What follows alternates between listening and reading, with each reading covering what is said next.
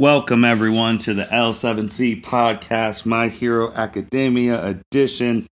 Today, we are going to be talking about My Hero Academia episodes 107 to 110 in Season 5.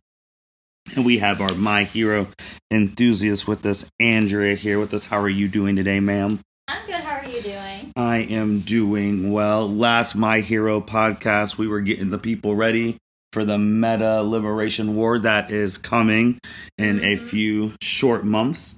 And these 4 episodes, we're focusing on the villains as My Villain Academia has officially started. So before we talk about the episodes, we did get news from our last podcast recording. If you remember, the last time we recorded the My Hero Academia third movie was just coming out, and that movie's already broken its own records in a very short time. I think it was like a week, 2 days, whatever it was. It was fast. It was fast.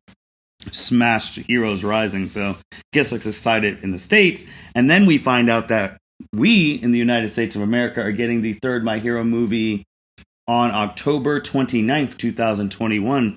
So as of recording right now, a month and a couple weeks away. And how excited are you that the movie is coming out soon? Super excited. I am a little upset that I won't be able to watch it with you, but I'm stoked for it. I just want to know what the hell happens, but honestly, after watching these 4 episodes, I'm more curious as to what the next episode holds for us versus the movie, which is probably bad to say, but I think it's a super quick turnaround because the movie came out in August in Japan, and 2 months later it's in America. That's a lot quicker than it was for Heroes Rising. I know Heroes Rising was a couple months before it came.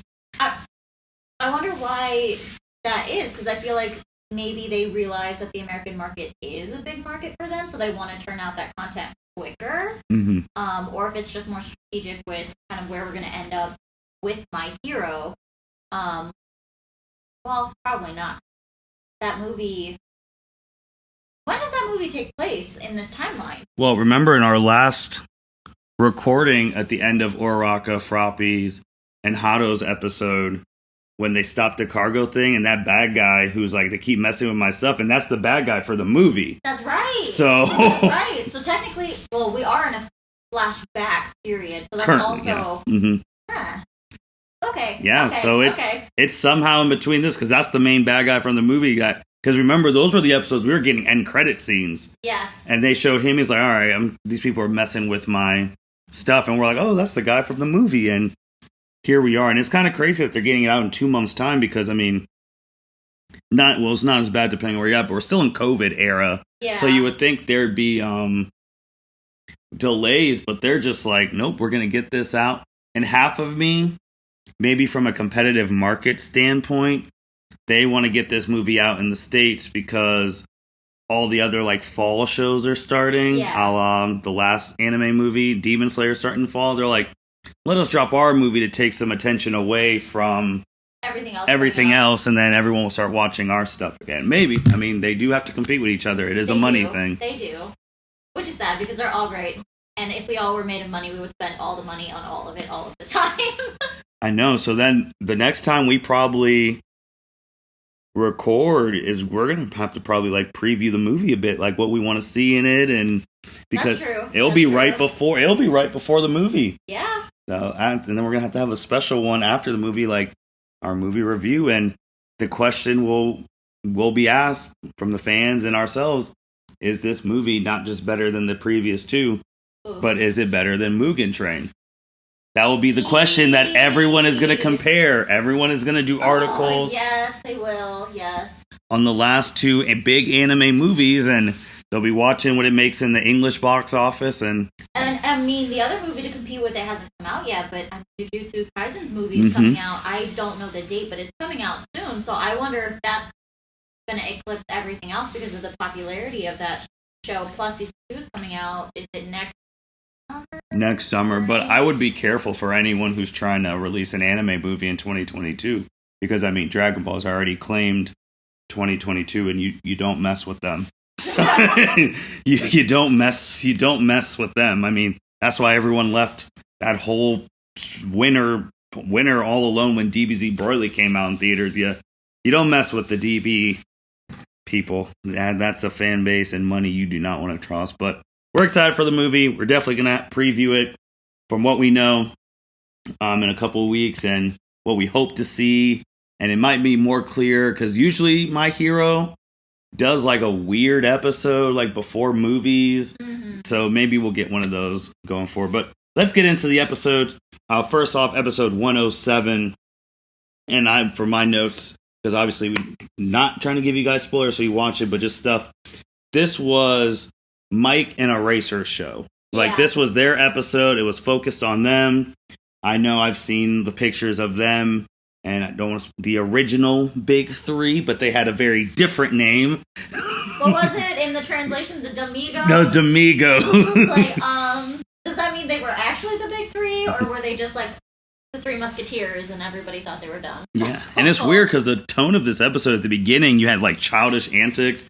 Like you had Ida, he was acting a little weird. Then you had Uraraka with the All Might Christmas ornament. That part was weird. With Mina. So, but then you go from that to super serious, going to the jail, interrogating. And we learned a lot about Nomus. Like, what did you have down for the episode? What did you think about that one? My biggest takeaway was, and I don't mean to spoil, but it was like we found out that a particular character who I personally thought was a whole person turned out to actually be a Nomu, which is a whole lot more information for us that, okay, as far as we've seen, this person, this character, seemed to have independent thought and I don't want to say feelings, but like seem to move on their own and think on their own, whereas like the other Nomus we had seen were just kind of like straight attack dogs. So that opens up a whole new avenue, and I think it's the next episode where we see the bigger threat of the Nomus as they're coming, and which is scary. Just that whole, it's scary. Yeah, it was weird that dynamic was now entered, that these were like, which is also another thing, like who in the League of Villains are grabbing these people? Like, where are you finding them? Do you find them when they're dead and turn them into a Nomu? Or do you find them when they're still alive, then turn them to a Nomu? Like, now that's a whole different thing, because the League of Villains, from what we've seen on the show, there's not that many of them. Maybe 10 max, if that. Yeah. From what we've seen on screen. So it's like, who's abducting these people? What are the... Like, it's very interesting with Nomu-wise, but it was definitely Mike and Eraser's episode, and Eraser showed probably the most emotion you've seen from him in the entire series to this point. I honestly wonder if we'll see more than that, because, I mean, they touched on some very deep trauma for him, and it seems like regrets for him as well. So, like, I don't know if we'll see anything hit that hard going forward. Maybe, but honestly, I kind of hope not, because he's kind of the emotional rock for the class, even though, I mean, we have Bakugo, who doesn't show much for emotions, but they're all still children. So, like, being able to have Aizawa Eraserhead be that emotional rock for them, especially, I feel like, going through this war that they're about to go through, is something that they all need. Which doesn't mean he can't show emotions. I should preface that. It's just more so that being so open with them, it's not what anyone is used to from him, and I don't think he's comfortable with doing. Could that also, on the flip side, make him more motivated in the war? Oh, absolutely. Because just referencing back to Demon Slayer, maybe he's fighting them and he's like, tell me if there's a cure. Like, if there's a way to cure this person, I want to know. So, like, that could be motivation now. It could be, but he makes a comment about that. Maybe mini spoiler alert, but he makes a comment that, like, nothing that they do is going to bring a person back. Like, he already made that comment, so I don't think that necessarily would be motivation. I think it's more so the motivation of, I'm not going to let this shit happen to anybody else. I agree. There is one thing that I would push back on, and then let's transfer to 108. And I do think there is two people who would know how to reverse them. They have to get them in.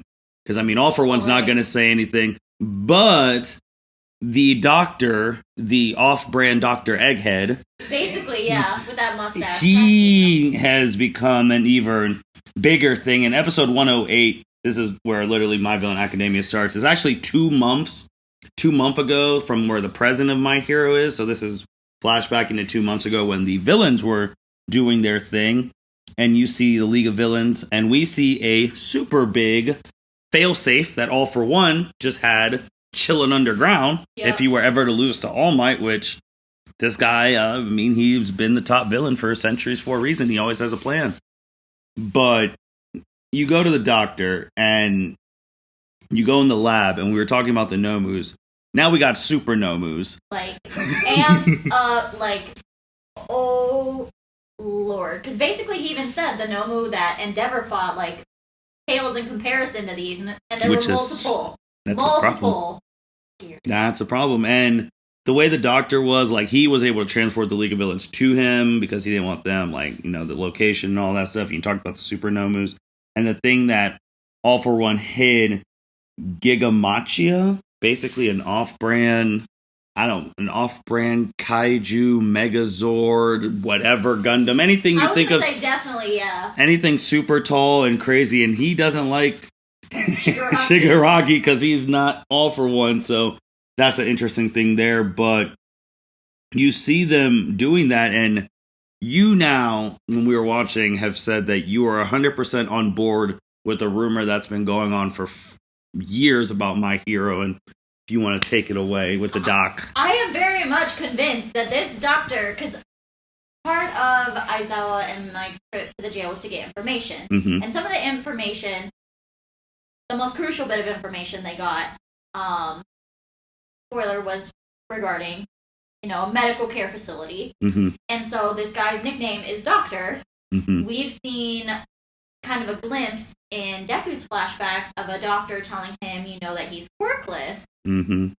And this quote-unquote doctor that they have working for them in the League looks suspiciously like Deku's doctor that says he's quirkless. Mm-hmm. I am very much on this train that doctor took Deku's quirk and has been potentially either flagging people as potential bases for Nomus, and or might be stealing corpses for bases for Nomus based off of their quirk. And if this is true, it just all makes so much sense to me. It really does. Guess what that thing, everyone has always thought that he, it's been a rumor forever, and I don't even think it's been confirmed in the manga yet, or that would have been shared all over the internet, It hasn't. So, it's been a rumor that doctor's the same one who took Deku's quirk. Everyone's wondering why. Like you said, the flag thing, did he have a quirk that could have potentially affected All For One? But I don't know if that would have happened. You couldn't have foreseen the future that All Might would have ran into this boy, right, and sure. Unless you have some future seeing quirk that you have, but with All For One, you never know. The dude has almost every quirk in existence. So it's the motive then, my thing with that rumor is why? What was it that you had to take it away from this guy when you have all these other people? Right. I honestly don't have an answer to that. I feel like the key to that is whatever potentially Deku's dad's quirk was. Because then I feel like, at least with the genetic component of quirks, you could try to deduce what Deku's base quirk actually was. What's his mom's quirk? It was something, is it water-based? It was something, elemental type based. Yeah, I can look it up while you're going. But it wasn't anything, from what I understood, anything super powerful, or at least she never worked it that way. So, I don't see if he had that quirk, that would have been, flag-worthy.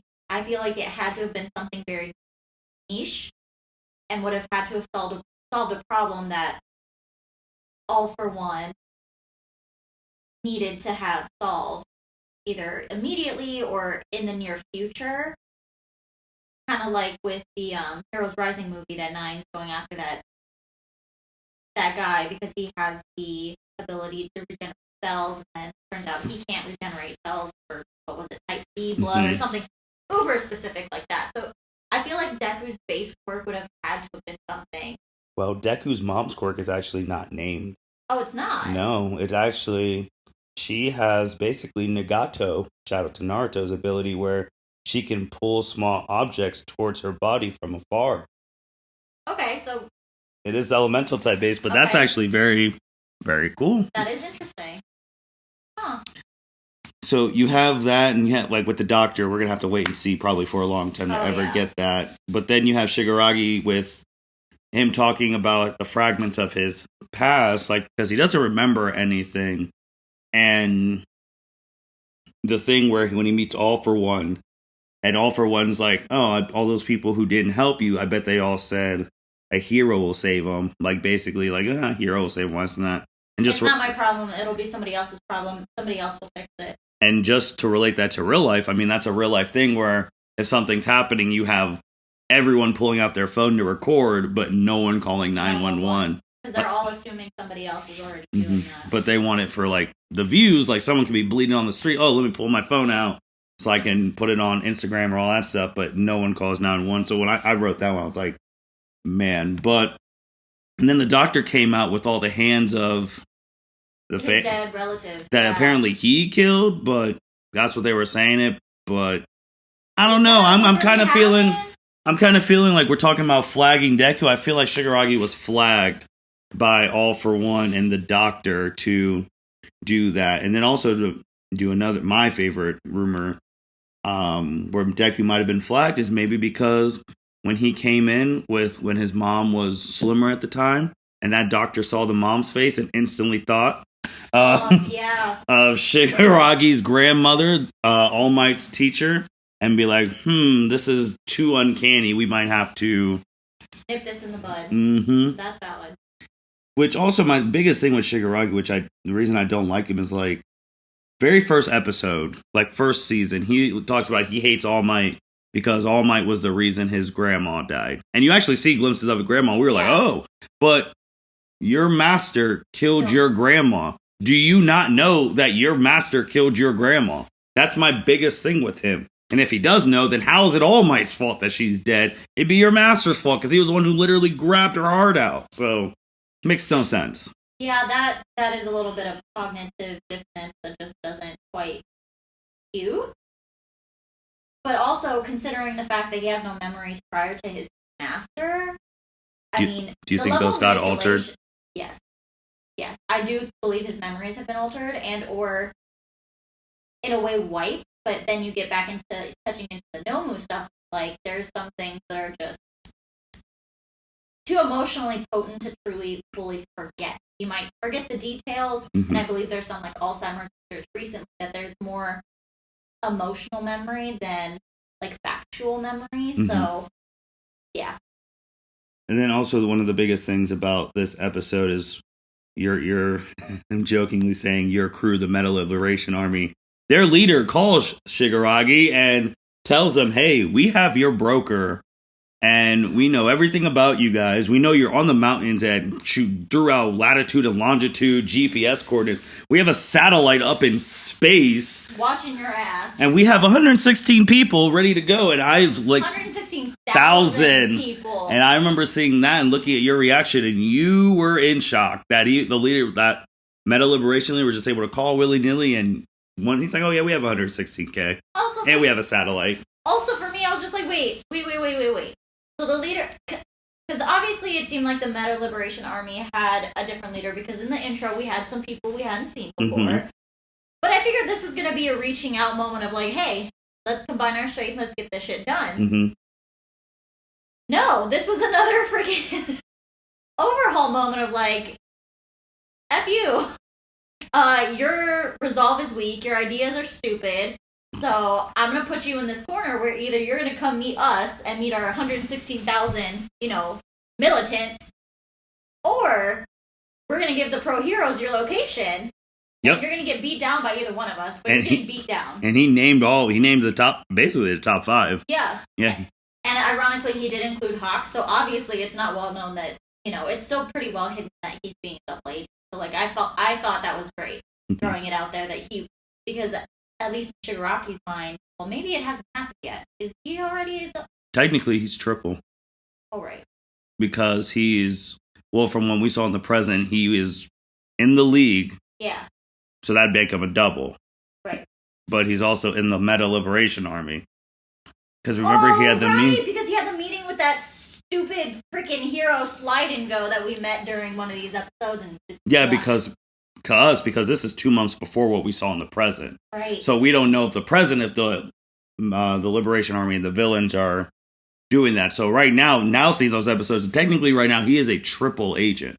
So technically he could, we don't know what's behind. He could have been giving information that Dobby gives him to the Meta Liberation Army, then sliding that stuff to the villains while sliding both stuff to the heroes. Because remember what Eraser and Mike, when they were done with their stuff, they called Hawks when he was like, now's the time. I was like, oh, hopefully this isn't a time skip. We're in 4 months because you guys aren't ready for that. Right. So currently right now, Hawks is a triple agent until the League and the Liberation Army become coerced in each other. Then they're a double agent. So yeah, he's doing triple.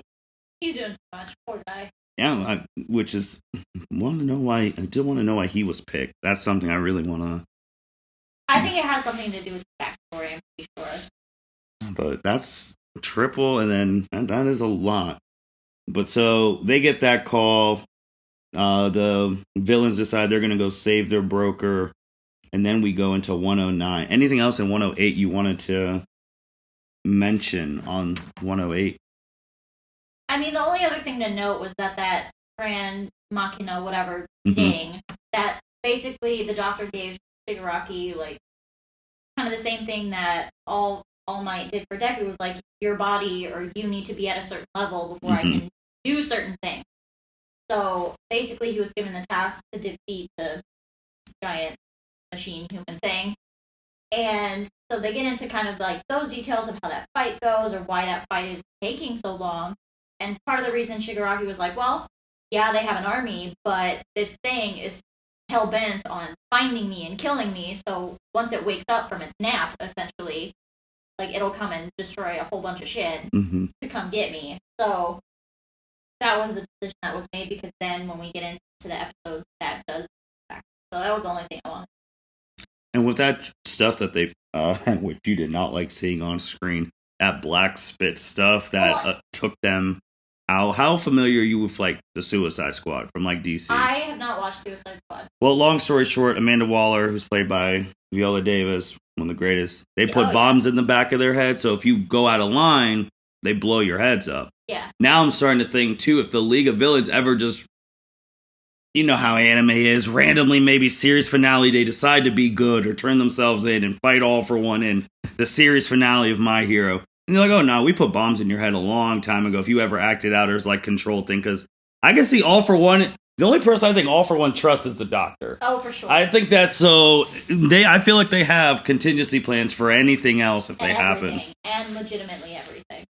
So then we go into 109 and you literally see all these different Meta Liberation warriors and how they're sleeping and all stuff. But this episode was all about Toga. Yeah. This was her episode. You get to see actually some of her backstory and what led her to be who she is. And I guess it's kind of sad in the sense that it's like in a real life thing, if you have a child who you deem as weird, and then you just want her to be normal and you shun her, and then obviously we're not in a superhero world, but then she just goes off and busts out. Well, the other thing was, it seemed like at one point they were talking about how they want her to be normal, so she tried to be normal, so she put, in very realistic terms about, like, people with depression, also people with, that are neurodivergent, masking, just suppressing who you are, how you act, your thoughts, your actions to be accepted, and how, the longer you suppress something, a lot of times the more powerful it grows, the more hold it has on your life, and so I kind of wish we would have gotten kind of more of a chronological story flashback for her, because we had a flash of a character that looked kind of like Deku, and I was like, who is this person and what's going on? And then I was confused. I was like, there's no way they were in the same middle school, and then because that'd make a lot of things full circle. That's a little too close to it. But also, the Deku in middle school wasn't the dude who would have been doing that from what we saw. From like the very first, he wouldn't punch somebody. No, but he would throw himself into the fight. He would throw himself so into the fight. I think that's the similarity that she might have seen with Deku when she first met him. But I just want to know who the heck that is. Like, what was going on? Like, was he sticking up for her? Was he just like, what? I would assume that's the like plot point, but we didn't get that much information. Yeah. And I was just so scared for her. I was so. Oh, you're a Toga fan.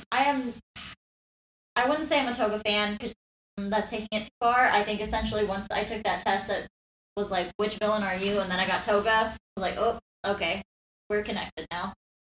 Have you ever done the hero one? Like, if you do the hero one and you get Uraraka, you have two sides of a very different coin. Oh, that's not good. I don't remember if I've done one. But she loves Uraraka. Which, she does. The biggest thing for me with her is I honestly thought if she fought an upper tier hero who knew her ability, she'd get her ass smoked. But she bossed up. She leveled up. Up. Now that's the problem now, that if she's able to take the blood and do the quirk, that's a meta ability. That's problematic, but it also goes back to what end? Like, does it have to be like, no disrespect to Uraraka, does it have to be like a basic quirk like that you really don't need that much training? You touch them and like, could she touch someone like Todoroki and get half hot, half cold? I would assume so. I think the issue would come again with like Monoma, like getting those with the dud quirks. Mm-hmm. Like, she couldn't. I don't think she can. She might still have some of Deku's blood, but I don't think she can turn into Deku and. No, one for all. Well, let me throw it. Even if it's not, let me throw you, since you brought moments. Let me throw you a super dangerous one. Oh, no. This is actually going to 1010. We talk about twice, but this is going to relate to 109 about how you see the flashback of him trying to copy the bullets. Yes, the racing bullets. What if Shigaraki finds out that Toga can do the blood thing and copy their quirks, and then now he wants to try and get Eri?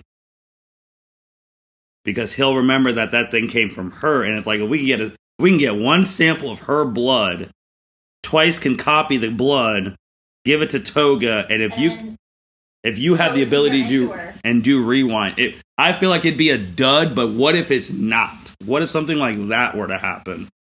Because they had 3 bullets left in the flashback, which 3 is a lot more than 0, and that is super dangerous. If they find a way to mass produce, that's like, when we saw those bullets, we were just like, oh my gosh. Well, that's the other thing about them is, like, with the My Villain Academia, I feel like overall it's giving us, I feel like part of the strategy in kind of making them always like a third part of a triangle where it's not always like they're the central bad guys, makes us like love them. So when they do kind of collide, it's going to make it that much more impactful. But part of the reason I feel like the League is so dangerous, especially if they get a hold of something like that, at least with like Overhaul, that goal was very clear. So then if that goal is clear, you can estimate or guesstimate the steps needed to achieve that goal. So then you can plan and predict and strategize. With Shigaraki, one of, people's complaints about him is that his goal is kind of just mass chaos and out there.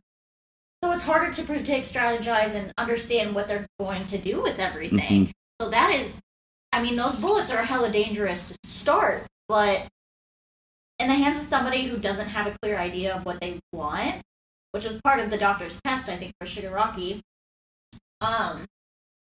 it just becomes like anybody is a target, and anything is a target. We don't know.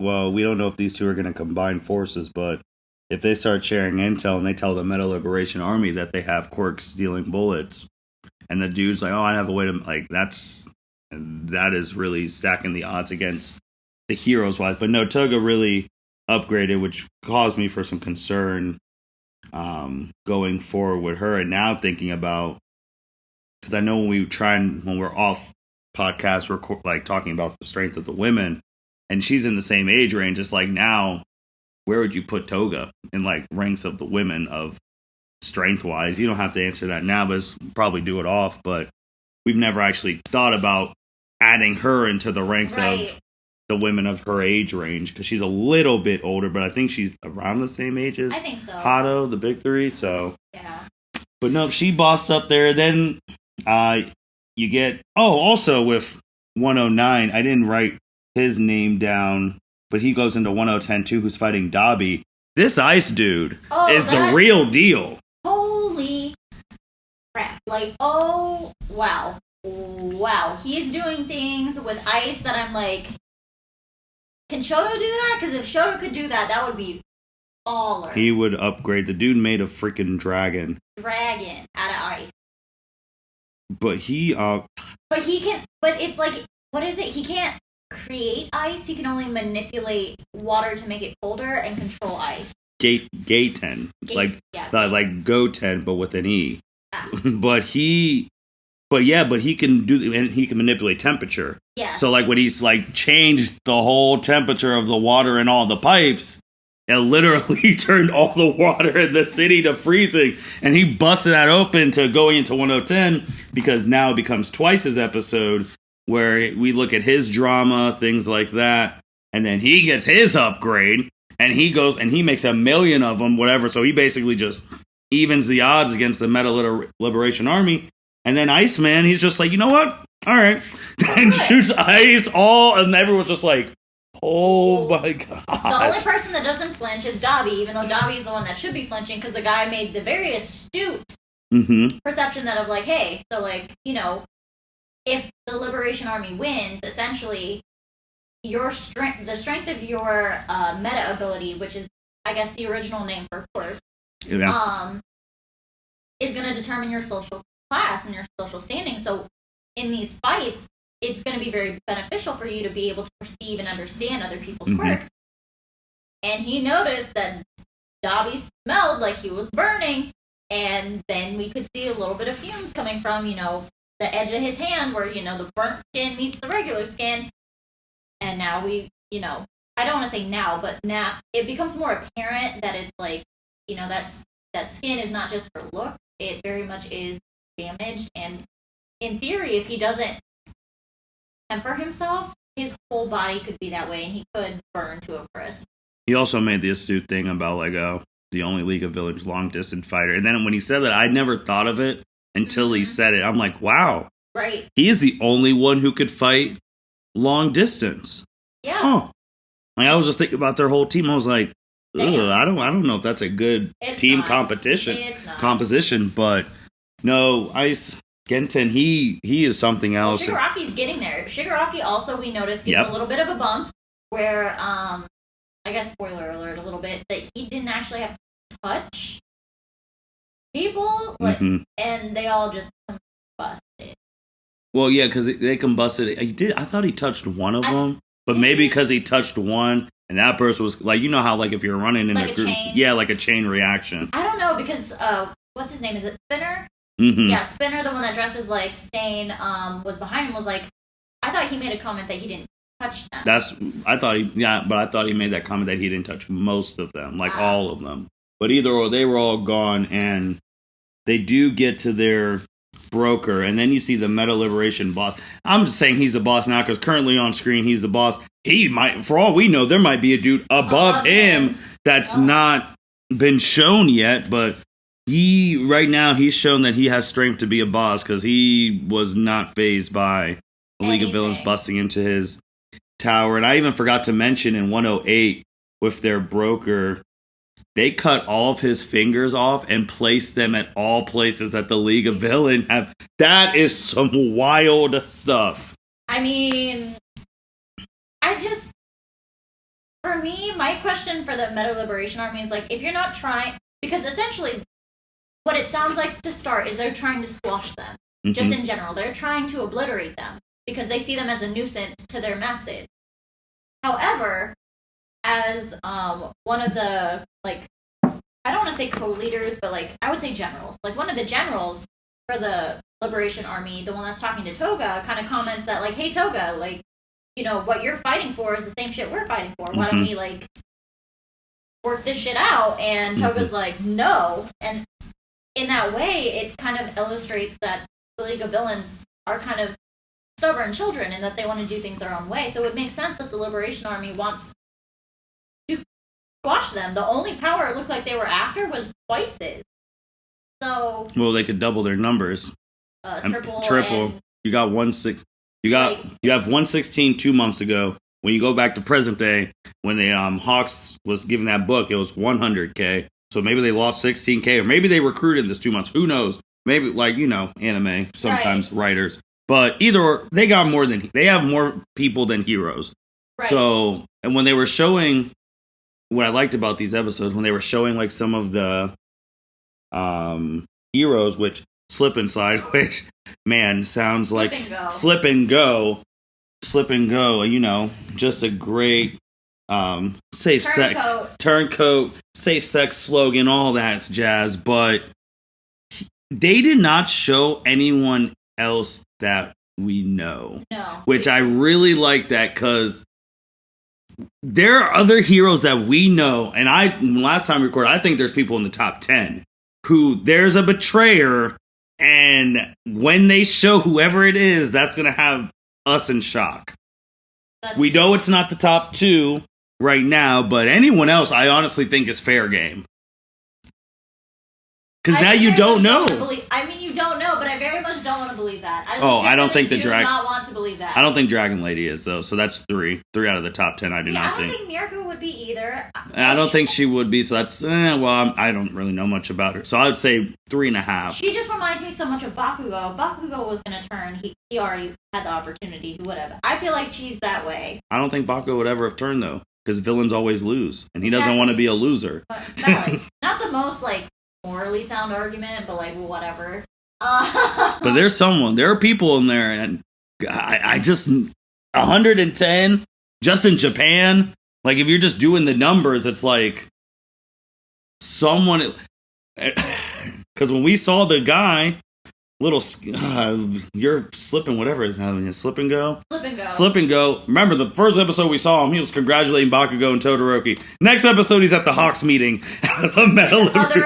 Other pro heroes is mentioned. We just don't see them again, and we never get their name. We only got his name this last episode, or the last 2 episodes. So I can't wait to fight. That was smart, because if they would have shown someone that we oh my gosh, we know them, or that would have been wild. But then we got Skeptic, who was one of the bosses, I guess main people, I don't know, their doctor or whatever, but he was controlling the people with the keyboard, telling them oh, break his arm. Man, that was a good break anime wise, because we were both ugh, that was nasty. He basically controls puppets from that little laptop. Yes. So essentially he made puppets that look like Twice to amp up his whole psychological trauma, which is smart, essentially, but it backfired. Mm-hmm. Spoiler. But the man used Twice's copies to break his own arms, and at the same time, both ways, as his other copies were basically trying to kill Toga by snapping her neck. But that was the slowest neck snap I've ever seen. Super slow. There's no way that flashback was going on in 10 seconds of half the episode. But now my thing with Toga and Twice now is Toga talks about the things she loves and all that stuff. So if Toga loves Twice and gets Twice's blood, wouldn't that make them a quadruple army? Because she'd be able to do his ability, then his ability on his ability. They can do some serious numbers now, but then you get the end of it with Shigaragi and the Meta Liberation leader basically having a square off, and that big old Gigamachia shows up, which is kind of crazy that it would have been in the hour whatever time, but yeah, what are your thoughts on these? This is My Villain Academia era. What are you thinking about what's to happen? This army, you saw some people with Iceman still around. I actually don't hope he dies, but I feel like Dobby's gonna kill him when he gets his upgrade, but for sure. He, unfortunately, even though he's a meta, he would be a great teacher to Shoto. That would give Shoto the upgrade of upgrades. I know, and it's the side that he prefers to use, too. It's just, I feel like, as much as Shoto Todoroki is my favorite character, I don't want to call him aloof, but he's a little bit spacey, and I feel like that hinders his imagination and being able to use his quirk, because with Bakugo, he has used his quirk in ways that most people wouldn't automatically think an explosive quirk would be used. So I feel like, not to make a pun or anything, but I feel like somebody needs to light a fire under Shoto's ass to be more inventive with his powers, with his quirks. Yeah, I think the only people who would be able to are the people he's in the internship with Midoriya and Bakugo. Bakugo, just because he doesn't care. He'll say whatever he wants to say. And Midoriya, from a fact that not with his words, but since Shoto's seen his actions, and even like when they had to get their provisional license and he said they were falling behind. But it's like everyone else, and that's the problem with the gifted sometimes, if you don't have the inner stuff, everyone else just coddles them in the class, like, oh, Shoto, you're so great. Oh, this, you're so great. This. I think he would, if you want to send him on a one-thing journey, you need to have him have, like, training sessions with the Wind dude from the other school who used to hate his dad. Those two, that would be pushed each other, they did. But so, like, besides, what else? What else are you thinking? Like, this is, your heroes are getting... We're watching the villains now upgrade. They're getting in a tighter and tighter spot. The heroes are. Yeah, they are. I mean, that's the only thing I can say after watching all of it is I feel such levels of anxiety because it is like, at one point I even commented like, oh, sweet, Shigaraki's like decimating a whole bunch of these people. Yeah, I know. You said, oh, they're getting rid of the number. Like, they're going to whittle down the army, but it's like, well, damn. Honestly, the way I see this going is that they're either going to come to some sort of agreement or Shigaraki's going to leave the army somehow. And that's a problem because, they did. I mean, Shigaraki did definitely kill like a good group of people. Twice, I think, did too.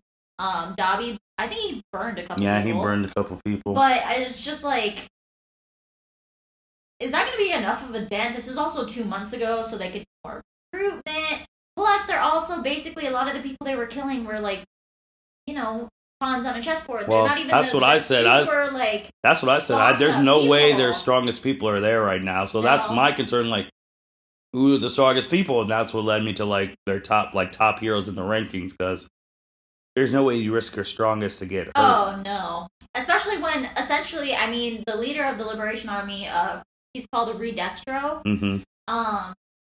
Basically made a comment that the League of Villains is essentially a club without a clear goal, so they were just going to squash them like bugs. Essentially, that was the whole thing. So no, you're not going to put your ace in the hole out there to squash a fucking bug. Yeah, it's wild. I mean, it's pretty intense right now. Like that, I think my favorite episode was 108 when they called the League of Villains. It basically is like, it reminded me of the first Avengers movie, when Black Widow's in the interrogation thing and Coulson calls the bad guys to give her the phone. And they're like, oh yeah, we have all these like helicarriers ready to just blow up your block. And the dude was like, oh yeah, we have a satellite right now. We can call the heroes right now. They'll believe us because half of us are here. No, 99% of us are all heroes.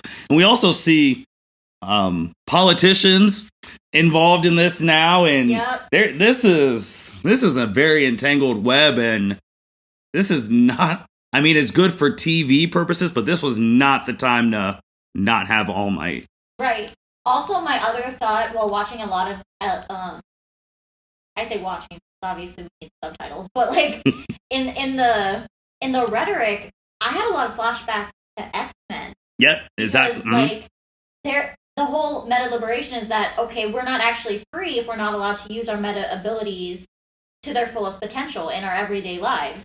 When you bringing that up, it's exactly like the third X-Men movie, X-Men Last Stand. Yeah. Where they also had a shot that could get rid of the X gene if you get hit by it. Yeah. And like you had, it's almost exactly, that's a very good comparison on you. Then you get into that same argument that I had when watching X-Men. It's like, yeah, that's true. But then you also realize that nobody can be 100% free to live exactly how they want on every freaking whim, because you sacrifice that ability to live within, a structured, quote unquote, safe society. Like, you can't, not every single person can have every freedom available to just do things on a whim, because there's no guarantee for safety, there's no structure, there's no stability. So it's kind of that understanding that as a society we do need to offer up some degree of freedom. Yeah. But there are those that disagree and feel that the natural order of things should be chaos, because that is, once chaos settles, once there's a general hierarchy situated, it's just going to self-contain. But no. It's great. Yeah. Anything else on these episodes before we close it down? I wonder how long the My Villain Academia is actually going to last. Like, part of me wants it to be not the remainder of this season, but like a good chunk of it. Like, it could be the remainder of this year, but it also depends on if they're going to have one more episode tying into the movie at the end of the month. That's true.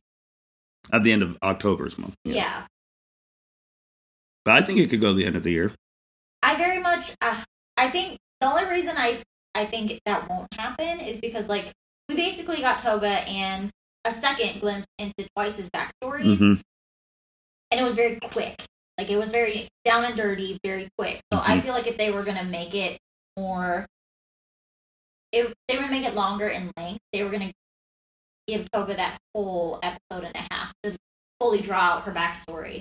And they can tie it in with the villains. I just thought, because you brought up Toga, whenever they're done with this stuff, because I don't think she's going to die, and she's healing and stuff, and like the first thing she does is like check her phone and turn on the TV, and the first thing she sees is from CNN that Izuku Midoriya is a murderer, and she's like, what has happened? And then that's the tie-in into the movie. That would be so cool. Also, she would just fall more in love with him. She would, but she would want to go fight him. Like, I need to know what happened. And like, Twice isn't going to let her leave bed. And she's like, tell me what happened. And then he's like, well, this is what's been, so that's the way to tie in the movie. Anything else? Nope. I think that's it. And with that, thank you, Andrea, for being our My Hero Academia person.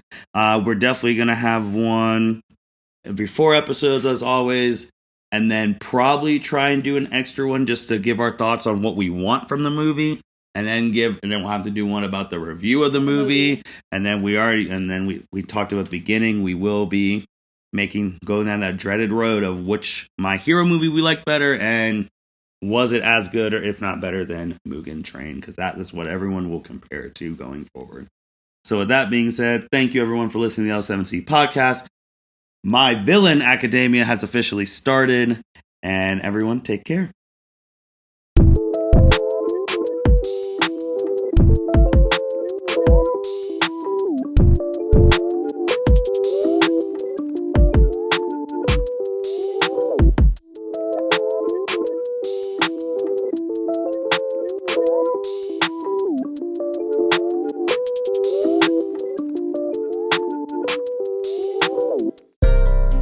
Thank you for listening to this episode of the L7C podcast. Be sure to like, rate, review, and subscribe to the channel. Follow us on all social media platforms, and we'll be talking to you guys soon. Take care.